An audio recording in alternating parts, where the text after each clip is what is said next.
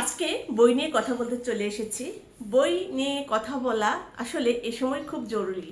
সংস্কৃতির বিকাশে এবং নিজেদের মনস্তাত্ত্বিক এবং বুদ্ধিমত্তার বিকাশে বই নিয়ে কথা বলা, বই পড়া এবং এর বিস্তার মানুষের মধ্যে ছড়িয়ে দেওয়ার বাইরে কোনো কাজ আসলেই এই মুহূর্তে নেই। কারণ ইতিহাস নিয়ে আমাদের এই সময়ে যে ধরনের সংস্কৃতি গড়ে উঠছে সেটি একসময় আমাদের শিশুদের উপর এবং আমাদের পরবর্তী প্রজন্মের উপর নেতিবাচক প্রভাব ফেলতে পারে। এই যে নেতিবাচক প্রভাব ফেলার যে দায় সেটি কিন্তু আপনার আমার সকলেরই থাকবে। সুতরাং আমাদের বই নিয়ে কথা বলা জরুরি। আমি আজকে ছোট একটি বই নিয়ে কথা বলবো, আমাদের ভাষার লড়াই। এটি লিখেছেন বদরুদ্দিন উমর এবং এটি কিন্তু শিশু এটি শিশু কিশোরদের জন্য আর কি। আমি আসলে বইটি নিয়ে কথা বলবো না, বইটি একটু পাঠ করব। আপনারা আশা করি এই ভাষা মাসে এটি আপনাদের জন্য উপকৃত হবে।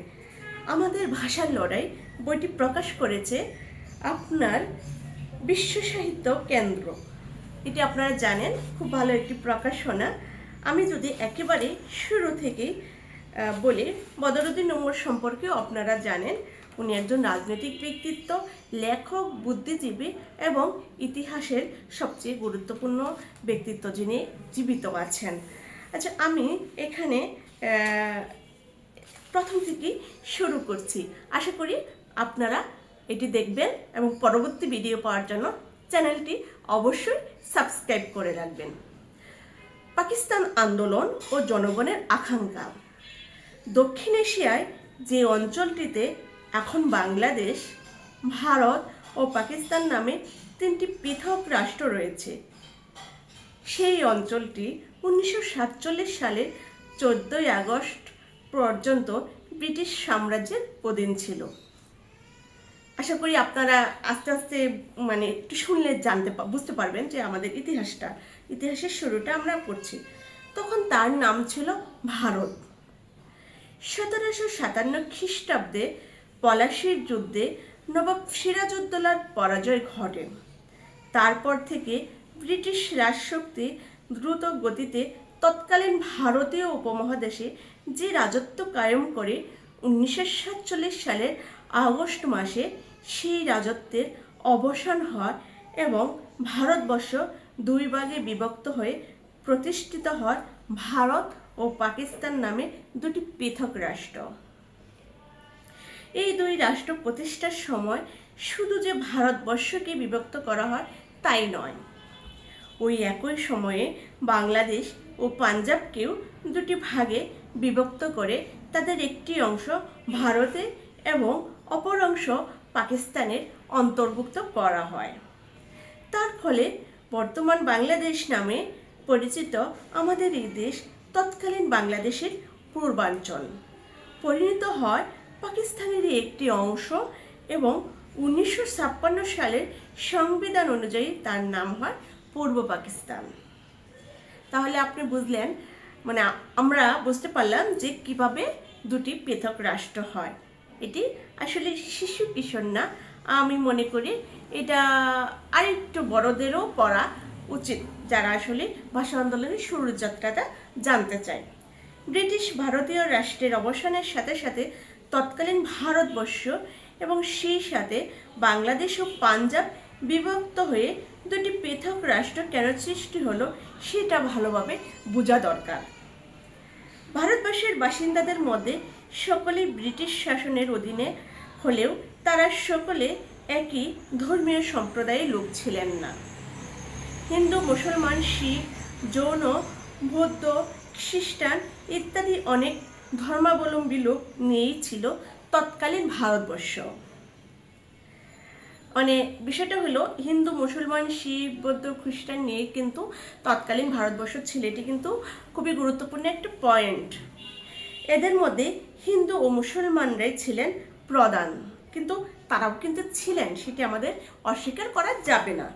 হিন্দুদের তুলনায় সারা ভারতবর্ষে মুসলমানদের সংখ্যা ছিল প্রায় 4 ভাগের 1 ভাগ। কিন্তু এই সংখ্যালঘিষ্ঠতা সত্ত্বেও মুসলমানরা ছিলেন দ্বিতীয় জনগোষ্ঠী হিসেবে খুব গুরুত্বপূর্ণ, প্রায় 10 কোটি। এছাড়া বাংলাদেশ, পাঞ্জাব, সিন্ধু, উত্তর পশ্চিম সীমান্ত প্রদেশ ও বেলুচিস্তানে তারা ছিলেন সংখ্যাগরিষ্ঠ। কিন্তু হিন্দু ও মুসলমান ধর্ম সম্প্রদায়ভুক্ত লোকরা অন্যদের থেকে অনেক বেশি সংখ্যক হওয়ার ফলে যে ব্রিটিশ ভারতে হিন্দু প্রধান ও মুসলমান প্রধান দুটি অঞ্চলে ভারত ও পাকিস্তান নামে দুটি পৃথক রাষ্ট্র স্থাপিত হয়েছিল তা নয়। এই বিভক্তির মূল কারণ নিহিত ছিল উভয় সম্প্রদায়ের সামাজিক ও অর্থনৈতিক ব্যবস্থার মধ্যে। মুঘল রাজত্বে হিন্দুরা অনেকে ভারতবর্ষের বিভিন্ন অঞ্চলে উচ্চ রাজপথে অধিষ্ঠিত থাকলেও তাদের তুলনায় মুসলমানদের প্রভাব আধিপত্য করতেন না। শিক্ষা ব্যবস্থা মুসলমানদের ক্ষেত্রে ইংরেজ না জানলে সরকারি চাকুরি, ব্যবসা বাণিজ্য কোনো ক্ষেত্রেই সুবিধা লাভ অথবা প্রভাব প্রতিপত্তি অর্জন করা সম্ভব নয়। এজন্য সম্প্রদায়গতভাবে সারা 19 শতকে এমনকি 20 শতকের প্রথমার্ধ পর্যন্ত অর্থনৈতিক জীবন ক্ষেত্রে এবং শিক্ষা দিক থেকে হিন্দুরা মুসলমানদের থেকে অগ্রসর থাকলেন।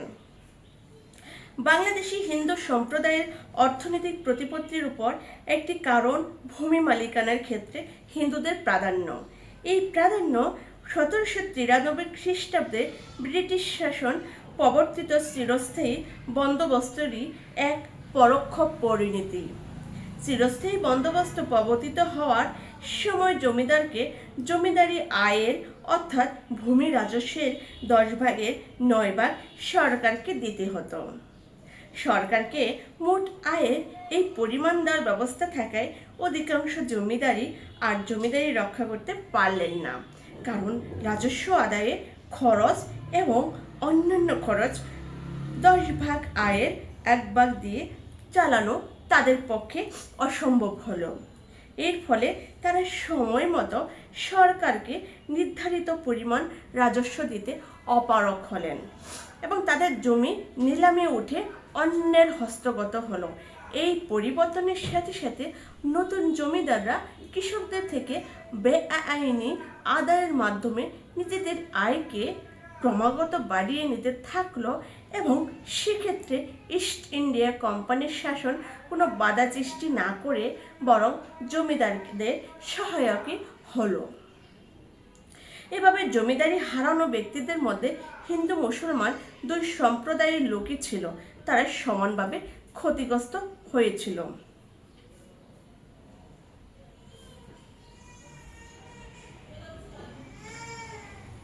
কিন্তু পুরাতন হিন্দু মুসলমান জমিদাররা সমানভাবে ক্ষতিগ্রস্ত হলেও জমিদারি নতুনভাবে যাদের হস্তগত হলো তাদের মধ্যে বিপুল সংখ্যাধিক্য হলো হিন্দুদের, কারণ নতুন জমিদারিগুলো কেনার জন্য হাতে কাঁচা টাকা থাকার প্রয়োজন ছিল।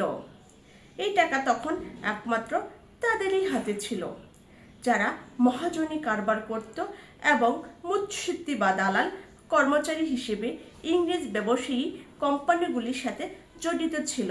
এদের মধ্যে হিন্দুদেরই প্রায় একাধিপত্য ছিল এবং তার ফলে কাঁচা টাকার বিনিময়ে নতুনভাবে চিরস্থায়ী বন্দোবস্তের জমিদার যারা হলেন তাদের মধ্যে সম্প্রদায়গতভাবে হিন্দুদেরই থাকলো বিপুল প্রাধান্য ও সংখ্যাগরিষ্ঠতা। 19 শতকের শেষ দিকে এবং 20 শতকের প্রথমার্ধে ব্রিটিশ ভারতে সাম্প্রদায়িক রাজনীতির উত্থান ও বিস্তারের মূল কারণ হিন্দু ও মুসলমান সম্প্রদায়ের এসব সামাজিক, শিক্ষাগত এবং অর্থনৈতিক পার্থক্যের মধ্যে নিহিত ছিল। ভারতবর্ষে ব্রিটিশ শাসনের অবসান যে বিভিন্ন পেশায় নিযুক্ত হিন্দু, মুসলমান সহ বিভিন্ন সম্প্রদায়ভুক্ত লোকদের দুঃখ দুর্দশার অবসানের জন্য একান্ত প্রয়োজনীয়, সেটা 20 শতকে 30 দশকে, বিশেষ করে 40-এর দশকে দ্বিতীয় মহাযুদ্ধের পর সকলেই গভীরভাবে উপলব্ধি করল। এজন্য সে সময় ব্রিটিশ সাম্রাজ্যবাদ বিরোধী স্বাধীনতা আন্দোলন খুব জোরদার হলো। কিন্তু স্বাধীনতা আন্দোলন জোরদার হওয়ার সাথে সাথে সাম্প্রদায়িক পরিস্থিতিরও অবনতি ঘটল। পশ্চাৎপদ সম্প্রদায় হিসেবে মুসলমান মধ্যবিত্ত শ্রেণী মনে করল যে স্বাধীনতা উত্তরকালে তারা যদি হিন্দুদের সাথে এই রাষ্ট্রভুক্ত হয় তাহলে তাদের দ্রুত উন্নতির অনেক বাধা বিপত্তি ও প্রতিবন্ধকতার সৃষ্টি হবে। তাদের মধ্যে একটা স্বাতন্ত্র্যের আন্দোলন 20 শতকের গোড়া থেকেই শুরু হয়েছিল।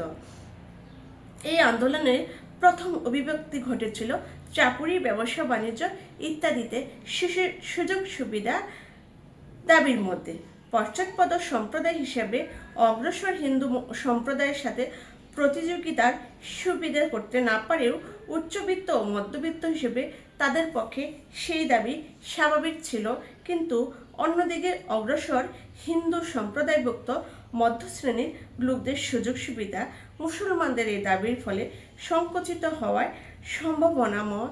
সাধারণভাবে হিন্দু মধ্যশ্রেণী সেই দাবির বিরোধী হলো। আজ 13 পৃষ্ঠা পর্যন্ত পাঠ করা হলো।